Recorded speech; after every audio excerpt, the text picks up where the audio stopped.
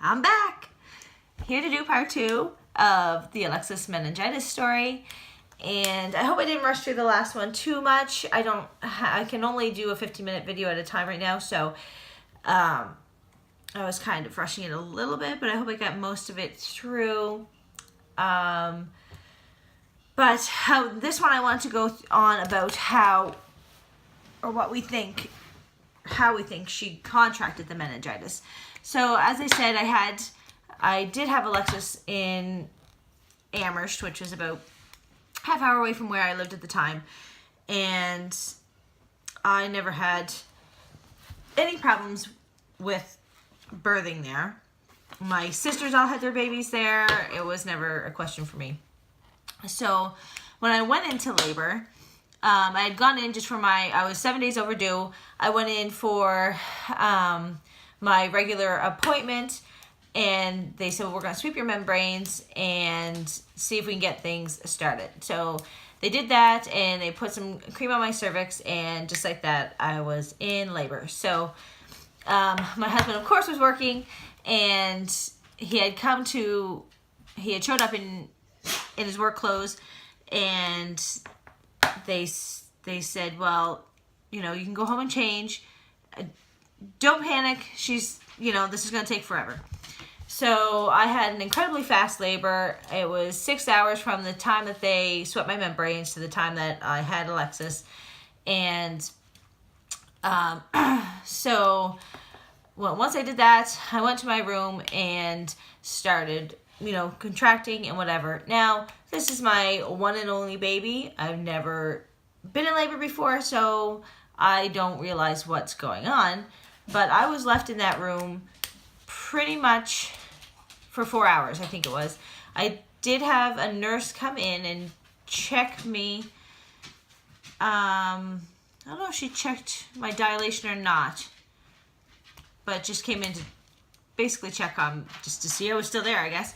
And that was it. There's a couple other women that were having babies at that time, so I was just kind of left there until there was a room open for me, a delivery room. So once that happened, then they took me down to the delivery room.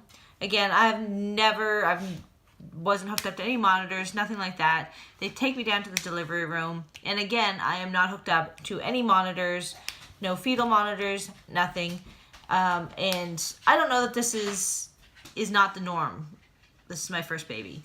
So when I started to, once I pushed, Alexis was face up, and they didn't turn her. They didn't do any of what was supposed to have happened normally or typically. That's how I birthed her. And because of this, I had a 3rd-degree tear, which is very severe. Any of your mummies will know this, or you can look it up and be horrified. But that's what happened to me.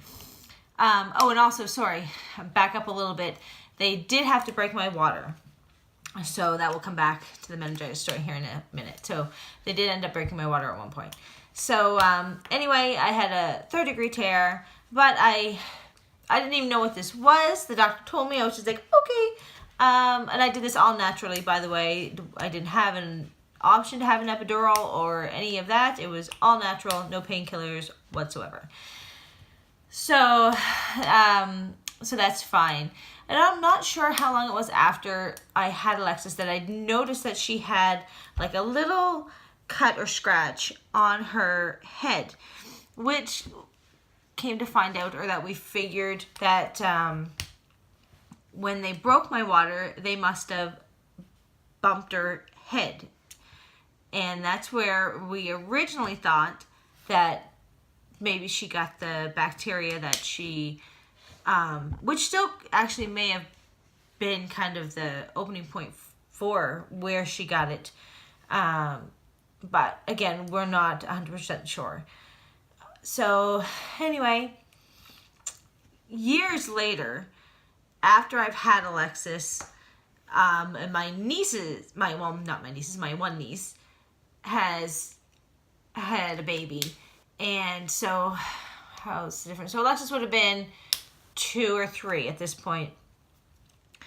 and she had to go in for a test to see if she had this infection that a lot of women get when they're pregnant. And if you have this infection, which like I said is very common, they need to give you antibiotics when you're in labor so that you don't pass this infection on to your baby.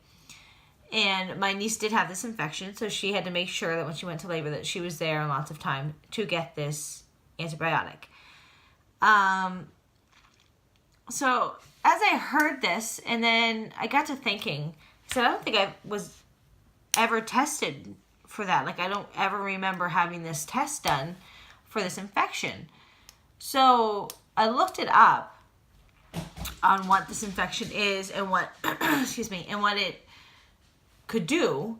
And one of the top side effects that will happen if you have this infection and you aren't given the antibiotics and it's passed on to the baby is meningitis. So to me, that kind of cleared things up. No, that was never confirmed by a doctor, but I never had any of these tests done. I was in a hospital who clearly wasn't monitoring me the way that normal women are monitored, you know, a typical labor is monitored. And my daughter contracted meningitis. So it made sense to me that I more than likely had this infection, which I wish I could think of the name of it right now, but I can't, and passed it on to Alexis during birth, and that is why she contracted meningitis. And ever since after I had Alexis, I said I would never give birth if I was to have another child at that hospital again, and I wouldn't recommend anybody going to this hospital and giving birth.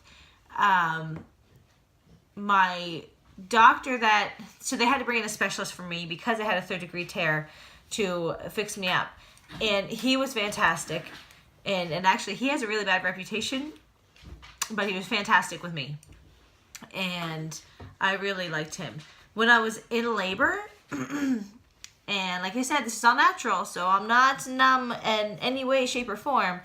And I had my mother with me, and there was a nurse there, and I was holding her hand, or I grabbed her hand, maybe, I can't remember, during one of my contractions. And she actually got snotty with me and told me not to grab her hand. And to me, that's, and like I said, at the time I didn't think about it because I was a lot younger, and I'm in labor that I've never experienced before. So, but it's like, who says that to a woman who's in labor? You know what I mean? So anyway, yeah, that's everything from me being in labor and not being monitored at all to the point that my daughter got sick when we went back to that hospital when she had her rash, and they were supposed to send us to the hospital via ambulance, and then they didn't tell us that and made us wait another hour because they didn't tell us that we were supposed to be rushed. They didn't tell us that we were supposed to be meeting this doctor in the emergency room.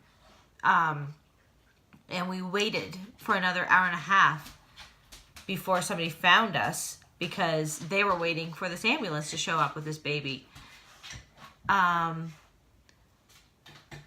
It wasn't good.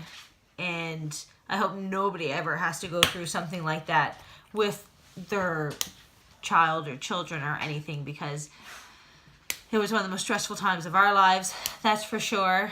And like I said, I couldn't imagine having another newborn where anything could go wrong and they can't tell you what's wrong with them. You know, you just gotta go with your instinct.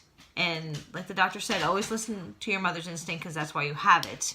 So, so that's my story of how Alexis got meningitis, or had meningitis when she was a baby. She looks like a little leopard baby for a bit. And like I said, I wish I had taken a picture now looking back because it was unreal. I've never seen anything like it. I've never seen since then Like, she literally had leopard spots over her entire body.